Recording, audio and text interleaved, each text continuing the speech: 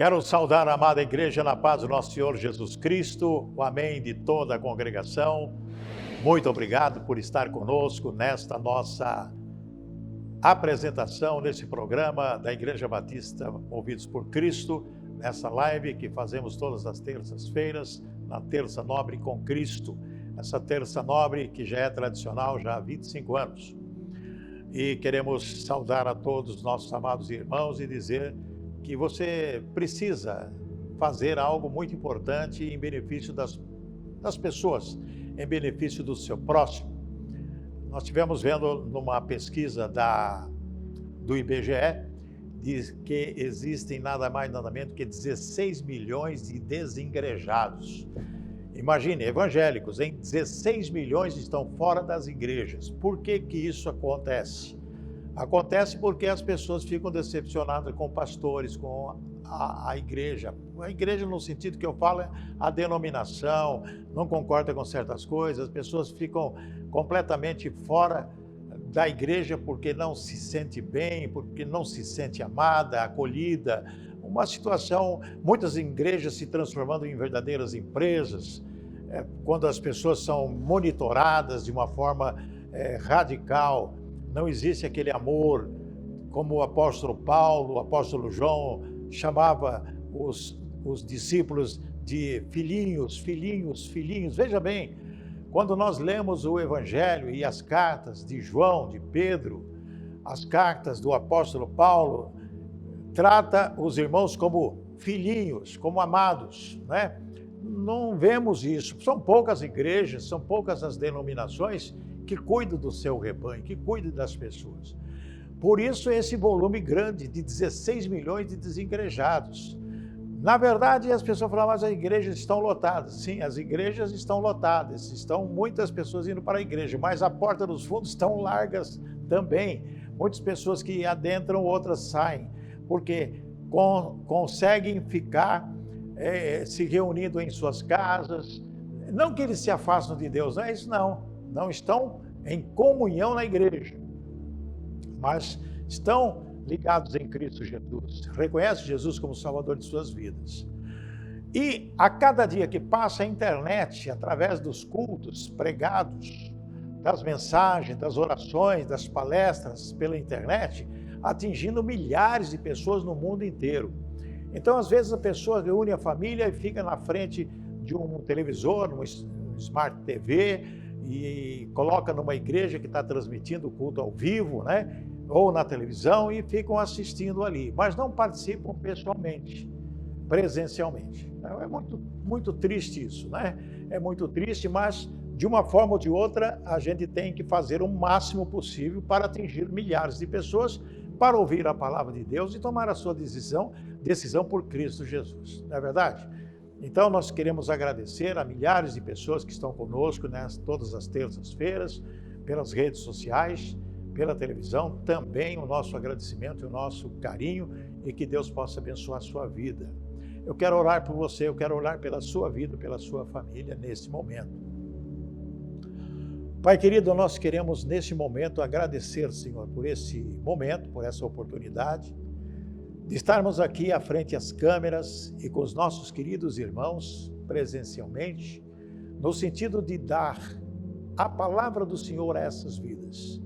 Que esta palavra de hoje seja para edificação de vidas, que essa palavra de hoje seja para alimentar o espírito das pessoas, para que elas possam cada vez mais estar ligadas no Senhor Jesus Cristo e tendo esse compromisso com Jesus até a volta de Jesus.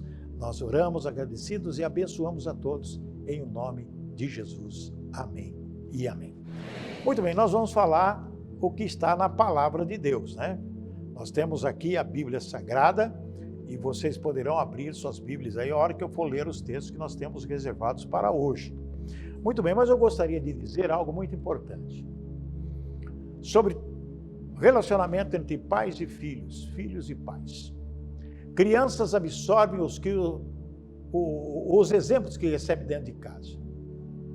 Se você tem um filho, irmão novo ou criança na família, sabe que mesmo quando você acha que ela não está olhando, ela está prestando atenção e sendo impactada pelo ambiente.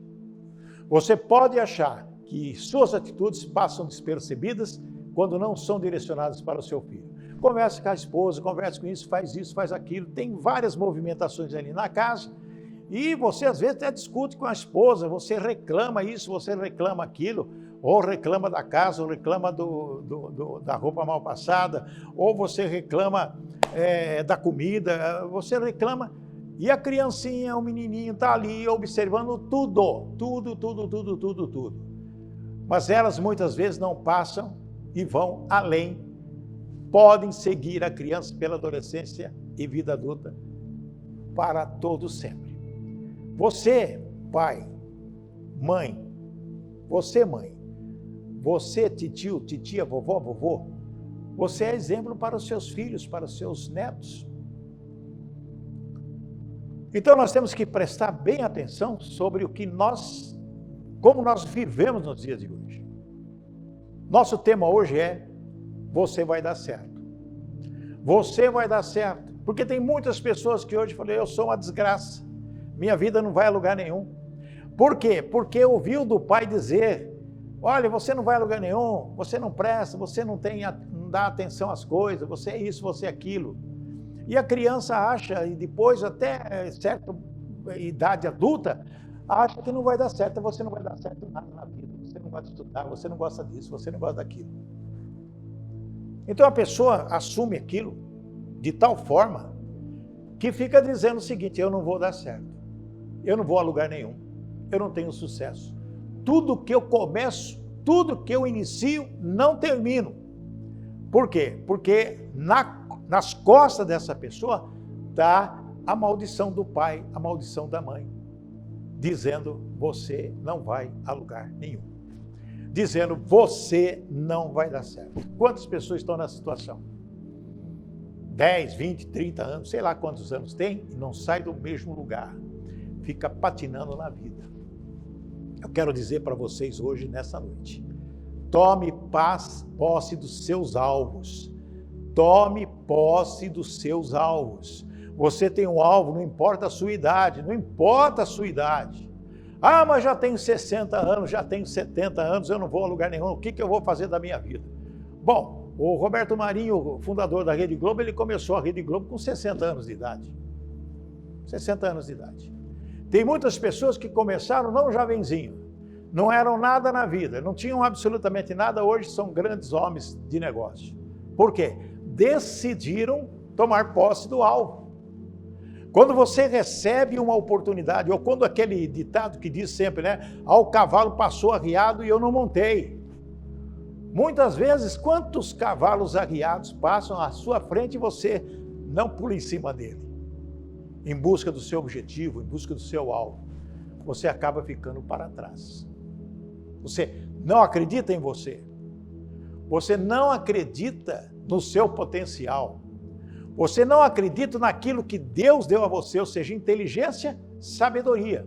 O que você precisa ter na vida é discernimento. É isso que você precisa ter na vida, discernimento e buscar o seu alvo. Qual é o seu alvo? Não importa a idade que você tem. Qual é o seu alvo? Qual o seu objetivo? O que você quer alcançar na vida? Texto de Provérbios, capítulo 2, aliás, o capítulo 4, versículo 23, diz: sobre tudo que se deve guardar, guarde o teu coração, porque dele procedem as fontes da vida. Que provérbios, né? O ser humano está sempre em busca de fórmulas para a felicidade. Não importa a idade da pessoa, ela sempre quer buscar o que eu vou fazer para dar certo. Afinal, o que é preciso fazer para ser bem-sucedido e realmente dar certo na vida? Minhas amadas, meus amados irmãos em Cristo Jesus, preste atenção.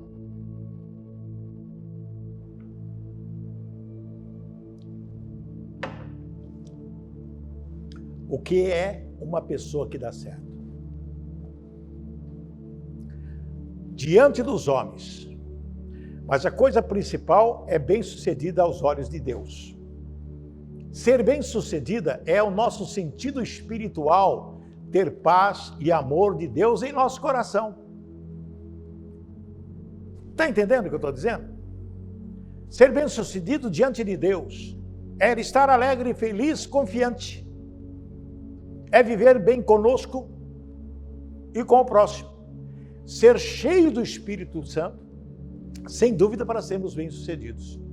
Mas como que isso vai acontecer na nossa vida se eu sempre fui massacrado pela família, sempre fui massacrado pelo patrão, sempre fui massacrado pelos amigos, sempre fui massacrado por pessoas que eu nem conhecia, que sempre me denigre, me maculam os meus sentimentos, que me jogam para baixo? Nos dias que nós estamos vivendo hoje, quantas pessoas tentam te jogar para baixo? Tentam te pisar em cima? Tentam fazer você de capacho? Como? Nós temos que ter na nossa mente algo que está na palavra do Senhor. É isso que nós temos que ter na nossa mente. Temos de obedecer ao Senhor e guardar as saídas da vida. O que significa saídas da vida? Saídas da vida é o mesmo que as decisões da vida, as atitudes da vida, o comportamento da vida. O Senhor Jesus condenou os fariseus por dar importância às aparências exteriores do homem. E ao invés disso, ele enfatizou o coração do homem. Falou: guarde o seu coração. O coração do homem, o coração e as saídas da vida.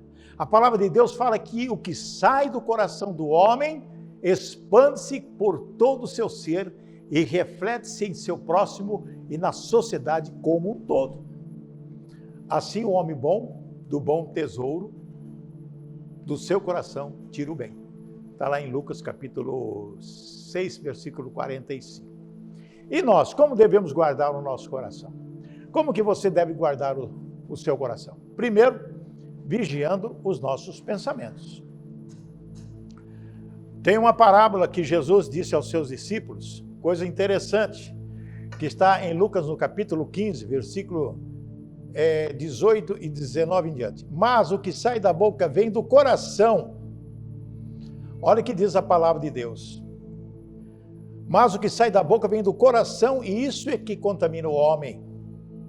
Porque do coração procedem maus desígnios, homicídios, adultérios, prostituição, furtos, falsos testemunhos, blasfêmias. São essas as coisas que contaminam o homem, mas o comer sem lavar as mãos não o contamina. Contamina o homem e espalha para tudo quanto é lado, pelo próprio corpo. Então, minha irmã, meu irmão, minha amiga, meu amigo, o que nós podemos falar? Tiago falou sobre a tentação do pecado. E essa tentação é algo que a gente fica aqui muito preocupado, porque nós temos que estar, na verdade, bloqueados ou blindados nessa situação. Tiago 1,13 diz o seguinte: ninguém ao ser tentado diga sou tentado por Deus. Por quê? Porque Deus não pode ser tentado pelo mal e ele mesmo a ninguém atenta. Ao contrário, cada um é tentado pela sua própria cobiça, quando o atrai e seduz. Então a cobiça, depois de haver concebido, dá luz ao pecado, e o pecado, uma vez consumado, gera a morte. Olha só, que coisa interessante. Então é o nosso pensamento, é aquilo que nós pensamos. Tem que pensar coisas boas. Tem que pensar em coisas do alto, em coisas de Deus. Não pensar coisas negativas, porque a coisa negativa que você pensa destrói sua vida. A coisa negativa que você pensa destrói o seu intelecto, as suas aspirações, destrói o seu alvo, deixa você completamente anulado. E temos que ter cuidando também da nossa mente no dia a dia da nossa vida. Cuidar da nossa mente. Não basta apenas evitar os pensamentos maus, é preciso pensar em coisas boas. Entenderam? É isso que nós temos que fazer. É louvável diante de Deus e dos homens isso. Por quê? Porque é algo importante para a nossa vida. Lá em Filipenses capítulo 4, versículo 8, tem um texto tão maravilhoso que eu gosto muito, é quanto ao mais, irmãos. Olha o que o apóstolo Paulo escreve aos Filipenses.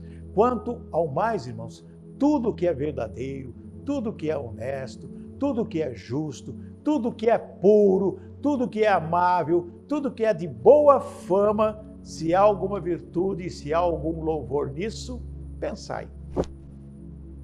Pensai. Tudo que é bom. Não pense em vingança. Não pense em destruir.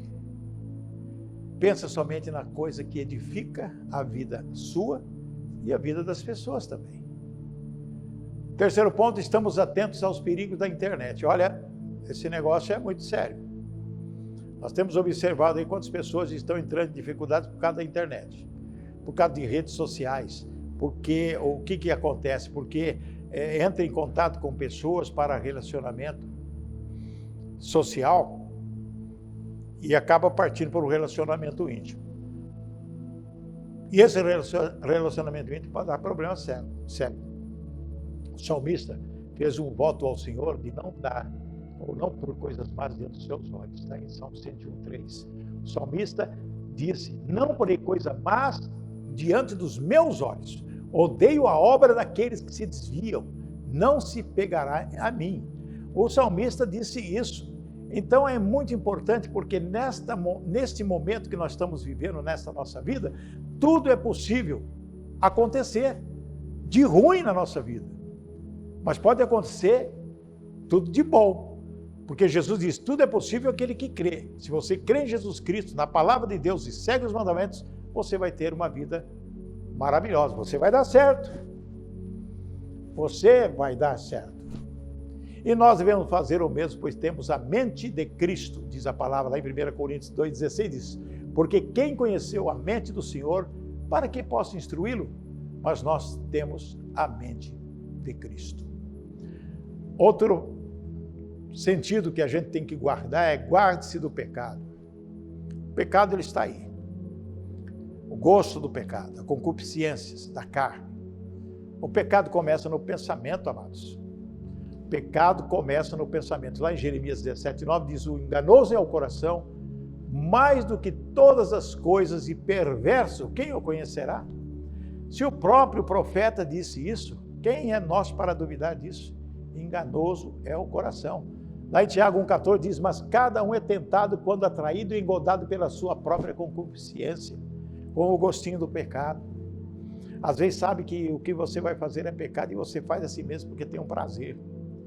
É um prazer, amada irmã, amado irmão, é um prazer, não é? É isso? Então nós temos que pensar. E diz a palavra ainda no versículo 15, depois havendo a concupiscência, concebido dá a luz ao pecado, e o pecado sendo consumado gera a morte. Sendo assim, amados, só há duas coisas a fazer. Ocupar nossa mente com coisas boas. Lá em Colossenses 3:2 diz, pensai nas coisas que são de cima e não nas coisas que são da terra. Pensar naquilo que é de Deus, naquilo que é mais importante para a nossa vida. Ocupar a nossa mente com a palavra de Deus. Pratiquemos o que o apóstolo Paulo disse, lá em 1 Tessalonicenses 5:17. Ele diz o quê? Orai sem cessar. Orai sem cessar. Em tudo dai graças, porque é a vontade de Deus em Cristo Jesus para convosco. E Jesus sempre nos ensina, amados e amadas, lá em Mateus 26:41, vigiai e orai, para que não entreis em tentação. Na verdade, o espírito está pronto, mas a carne é fraca.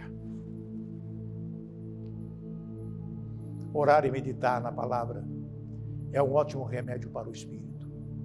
Essa é a realidade. Essa é a coisa mais importante para as nossas vidas. Tome cuidado com a vontade também. Negar-se a si mesmo e fazer a vontade de Deus é a melhor maneira de tornar-se bem-sucedido. E vai dar certo. A sua vida vai dar certo. Você vai dar certo. Você vai ser mais que vencedor, é o que diz a palavra. Portanto, consideremos nesse tópico algumas ordenanças bíblicas que falam sobre o que devemos e o que não devemos desejar. O que se deve desejar? Presta atenção. Primeiro, não se cansar de fazer o bem. Ao próximo, lógico. À sua família. Começa dentro de casa. Começa a fazer o bem para sua esposa, para os seus filhos, para o seu marido, para os seus filhos. O que é fazer o bem? É tudo de bom. Lá em Gálatas 6,9 diz, e não nos cansemos de fazer o bem, porque a seu tempo ceifaremos, se não houvermos desfalecido. Uma realidade nas nossas vidas é que a família está em perigo, a sociedade está em perigo, eu tenho falado muito sobre isso. O que não se deve desejar. O que não se deve desejar. Está na palavra aqui. O que não se deve desejar. Capítulo 6 de Timóteo. 1 Timóteo, capítulo 6. Capítulo 6 de Timóteo, 9. Ora, o que não devemos desejar. Ora, os que querem ficar ricos caem em tentação. E cilada. E em muitas concupiscências insensatas e perniciosas, as quais afogam os homens na ruína e perdição. Porque o amor do dinheiro é raiz de todos os males. E alguns nessa cobiça se desviaram da fé e a si mesmos se atormentaram com muitas dores. Versículo 11. Tu, porém, ó homem de Deus, foge dessas coisas antes que segue a justiça, a piedade, a fé, o amor e a constância e a mansidão. Coisa linda. Temos que estar preparados para não cair em tentação. Para não desejar, através da tentação, aquela coisa que vem, que é a cobiça. E a cobiça não é somente no dinheiro, não. A cobiça é também tantas outras coisas que é atrativo aos seus olhos. Fugir da ganância e não amar o mundo. Cuidado com os sentimentos que o dominam. Lá em Colossenses 3, 12, 16, diz algo muito importante para as nossas vidas. E nesses pontos destacados, nós queremos dizer que na exortação de Paulo, várias afirmações falam do ventre, do coração, profundidade, dos sentimentos, do amor são imprescindíveis. O amor é a expressão máxima do caráter de Deus. O amor é a prova de que somos discípulos de Jesus. E o amor é muito importante porque o amor é a base dos dois mais importantes mandamentos bíblicos. Quem não ama o próximo não pode amar a Deus. Essa é a realidade, amados irmãos e irmãs. O amor não faz mal ao próximo. O amor não nos faz andar na contramão dos nossos desejos. Lá em 2 Coríntios 12, 15 diz, eu de muita boa vontade gastarei e me deixarei gastar pelas vossas almas, ainda que amando-vos cada vez mais seja menos amado. Ninguém precisa gostar de você, não. Ninguém precisa amar você, não. Mas você tem que gostar das pessoas e amar as pessoas. É isso que Deus fala. Porque Deus te ama primeiro. Jesus morreu, deu a vida dele por você. Então esse é o amor. O amor é superior aos demais dons espirituais. Devemos praticar o amor em vez de vingança. Pelo grande amor do Criador, não fomos condenados ao inferno. Graças a Deus. Porque quando amamos, parecemos com o Senhor, porque Deus é amor. Cuidado com as aparências. O ser humano tem capacidade de responder o que pensa e sente um desejo incontrolável. Consegue, portanto, maquiar o seu estereótipo e controlar o seu comportamento para esconder o que está no seu interior. Tendo em vista tudo isso, amados, esse comportamento do homem, nós devemos analisar a diferença entre a visão humana e a visão de Deus, como nos mostra a história de Samuel. A visão do homem israelita pedir um rei. Queremos um rei, queremos um rei, queremos um rei. Até que Deus deu um rei para eles, Saul. Mas a visão de Deus é outra. Ao designar o profeta Samuel para ungir outro rei, em lugar de Saul, que seria Davi, o Senhor o exortou a não olhar para a aparência do homem, pois Deus observa as intenções do coração. Ele vê e sabe todas as coisas. Lá em Hebreus 4:13, e não há criatura alguma encoberta diante dele. Antes, todas as coisas estão nuas e patentes aos olhos daquele com quem temos de tratar. E vamos selecionar o que vemos e ouvimos e aprendemos. E o que os nossos olhos veem alimenta as nossas vontades e nossos desejos. Com base nesse princípio, nós devemos refletir sobre os sentidos mais aguçados do ser humano. Temos que perguntar a si mesmo: o que eu tenho visto? O que os seus olhos veem alimenta suas vontades, pensamentos e sentimentos. É uma realidade. Em Mateus 6,22 diz: a candeia do corpo são os olhos, de sorte que se os olhos forem bons, todo o teu corpo será luz. Se porém os teus olhos forem maus, todo o teu corpo será tenebroso. Se portanto a luz que em ti há são trevas, quão grandes serão tais trevas? Tudo depende do olhar, tudo depende daquilo que você vê. E o que tem ouvido? A audição é outro sentido poderoso que influencia nossos pensamentos, emoções e desejos. Então ouça aquilo que o santifique, que edifique sua vida. Lá em Deuteronômio capítulo 31, versículo 12, ajunta o povo, os homens e as mulheres, os meninos e os estrangeiros, que estão dentro das tuas portas, para que ouçam e aprendam e temam ao Senhor vosso Deus, e tenham cuidado de fazer todas as palavras dessa lei. É ver, ouvir, e a palavra diz também: e seja inteligente. E seja inteligente. Salmo 101, 2: portar-me-ei com inteligência no caminho reto, diz o salmista.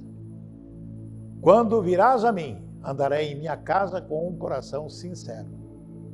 Se ouvirmos a voz do Senhor e atentarmos para a sua lei, obteremos bênçãos. Se não atentarmos, advirão maldições sobre maldições. Escolhe então obedecer à palavra de Deus. Ouça a voz do Espírito, falando ao seu coração. Ore, vigie e faça a vontade do Todo-Poderoso, pois essas atitudes o levarão ao sucesso em sua vida. Você vai dar certo. Já está dando certo. Tome posse dos seus alvos e tudo será bem para a sua vida. Você vai conseguir sair da situação degradante que você está. Fala para si mesmo: eu vou dar certo, eu vou conseguir os meus objetivos, vou aplicar o meu alvo na minha vida e vou seguir em frente, porque vou ser mais que vencedores em Cristo Jesus. É dessa forma que funciona, e você vai conseguir sair da situação que talvez você esteja passando. Deus vai te honrar se você honrá-lo primeiro. Amém, igreja? Amém, irmãos? Vamos orar, agradecer a Deus. Pai querido, em nome de Jesus, damos graças ao Senhor por tantos benefícios que nós temos recebido, e que essa palavra seja para edificar as nossas vidas. Nós contamos com o Senhor e pedimos perdão pelos nossos pecados, nossas falhas, e que o Senhor abençoe cada vida que está conosco nesta noite, trazendo alegria, paz, saúde, prosperidade e aquele entendimento da Tua palavra para viver na Sua dependência. Eu os abençoo em nome do Pai, do Filho e do Espírito Santo. Amém. Agradeço a sua atenção, o seu carinho. Compartilhe esse nosso culto com as pessoas através das redes sociais, e que você tenha uma boa noite. Que o Senhor te abençoe e te guarde, que o Senhor faça resplandecer o rosto sobre ti, que o Senhor tenha misericórdia de ti, que o Senhor sobre ti levante o seu rosto e te dê a paz. Uma boa noite e até a próxima semana.